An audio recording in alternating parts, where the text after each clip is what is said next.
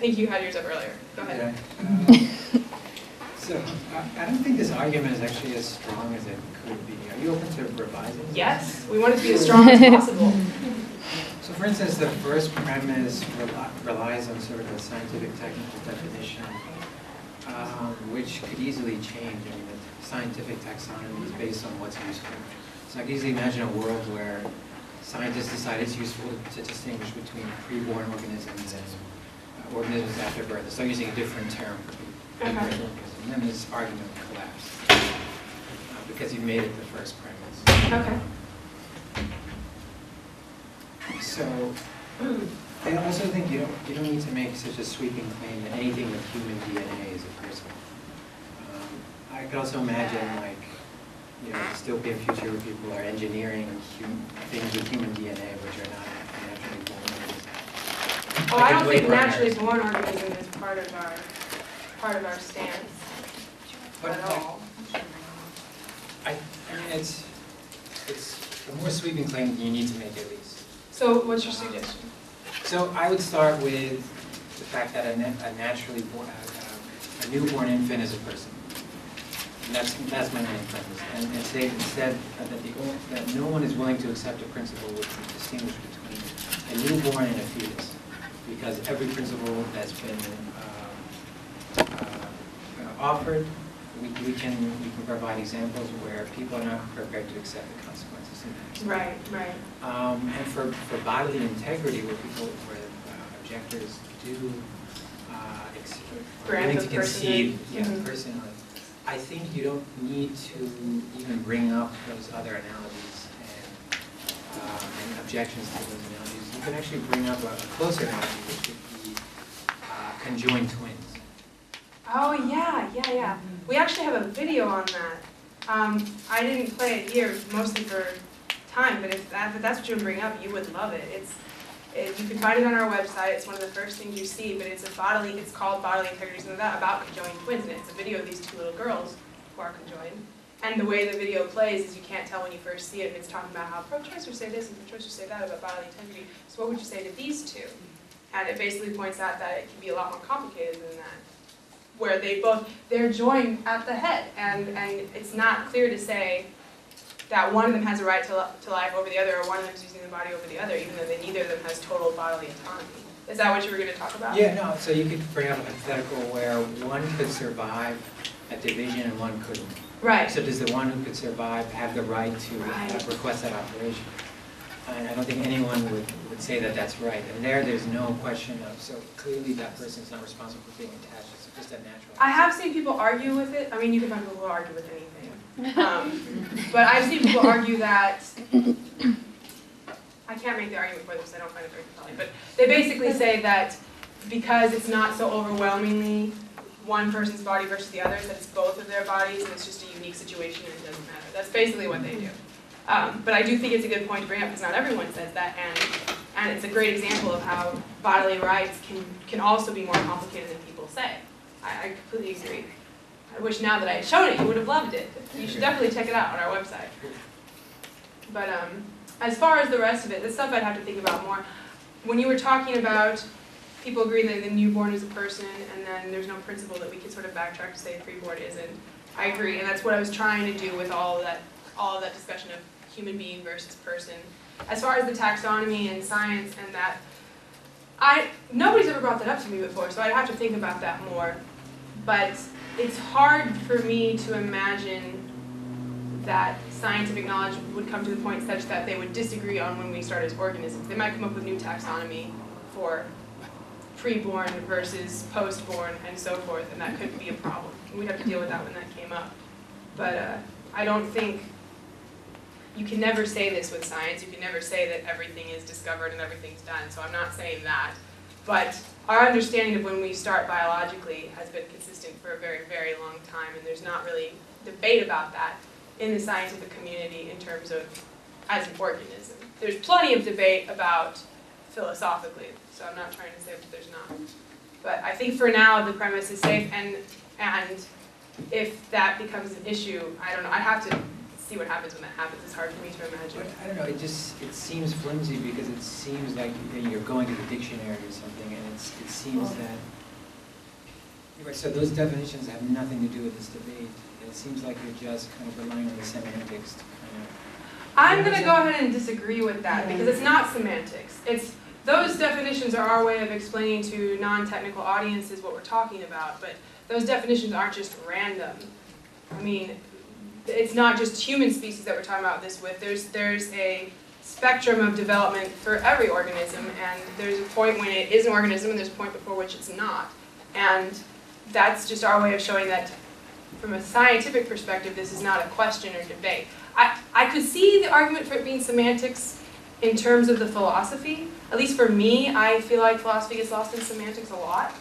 And the person, human being thing, I feel like gets lost in semantics sometimes too. Or even when I say the fetus is a human being and people think I'm trying to say person and there's semantics there. So I do agree that there is a problem with that. But in terms of biologically when we start, I do not agree that that's semantics. I think that's very clear cut, actually.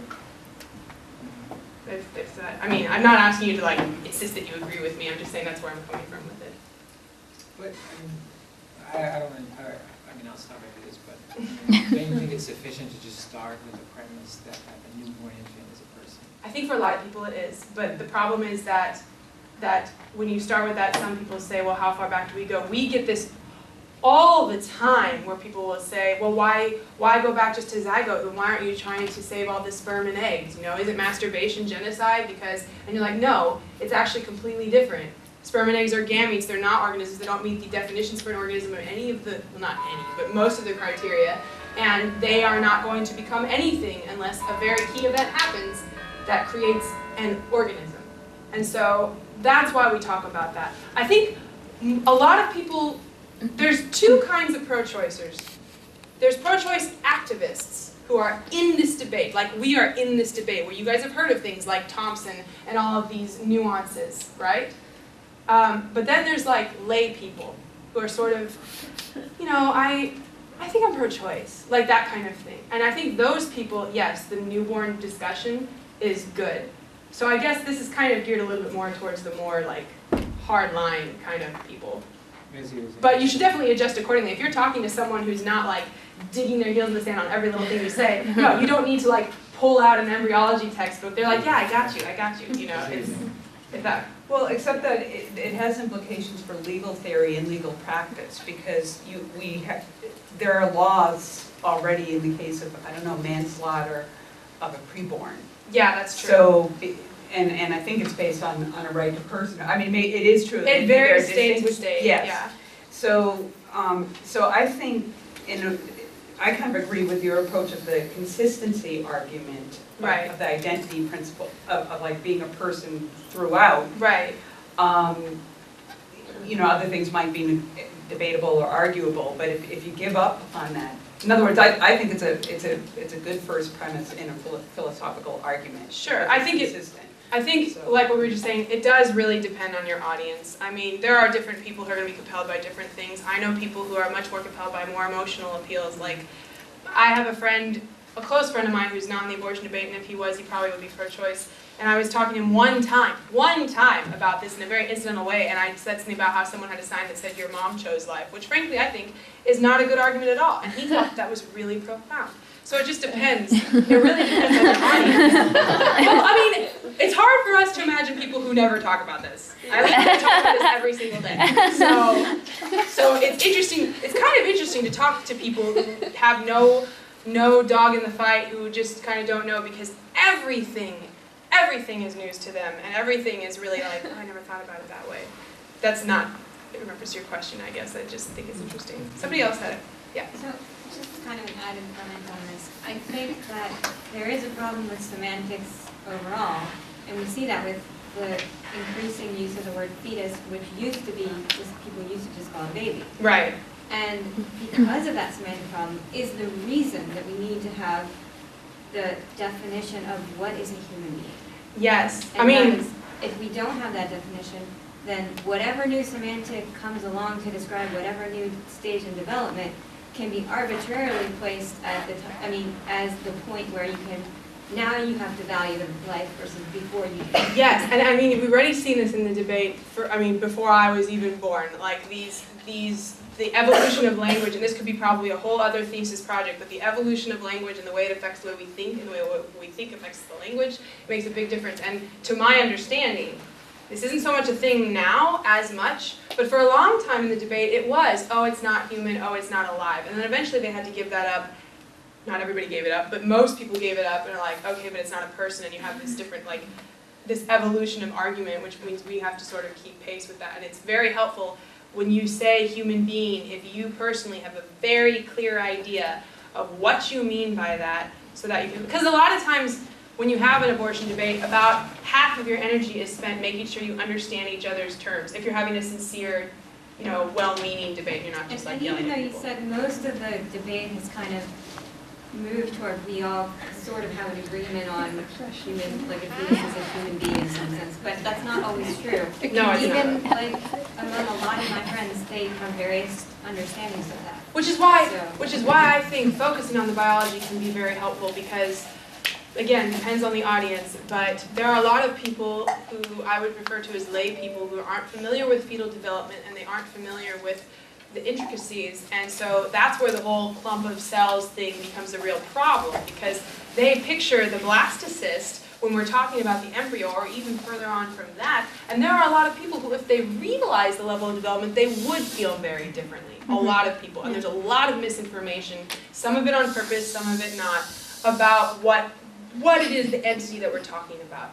And that's why I think it's interesting to see how pro-lifers, including myself, tend to focus overwhelmingly on the nature of the fetus, and by the nature we mean both the philosophy, like morality and where it plays in and how you, but also the biology. And I feel like it's really helpful to hammer home on that and to be very familiar with that. Like the stuff that I read earlier about neural grooves and neural folds, I did not know that until I started doing this presentation at college campuses. And it's very helpful to be able to say, just in terms of cognition, the kind of development we're talking about. Like, by the time most abortions happen, it's definitely more than a clump of cells, and we need to be able to articulate that, because a lot of people not in the debate, they do care about that. They just don't know. And you can address the issue of the nature of what a human being is, no matter what stage you're actually focused on. So even if you're not focused on the zygote stage and you're just talking about the fetus, you can still, that's still relevant. Well, you'll notice that pro-choicers, like, if we are talking about fetal life, pro-choicers like to focus on the zygote, and pro-lifers like to focus on late-term abortions. But you need to be able to be well-versed in all of it if you're going to make a coherent argument. You can't just go for the softballs, right?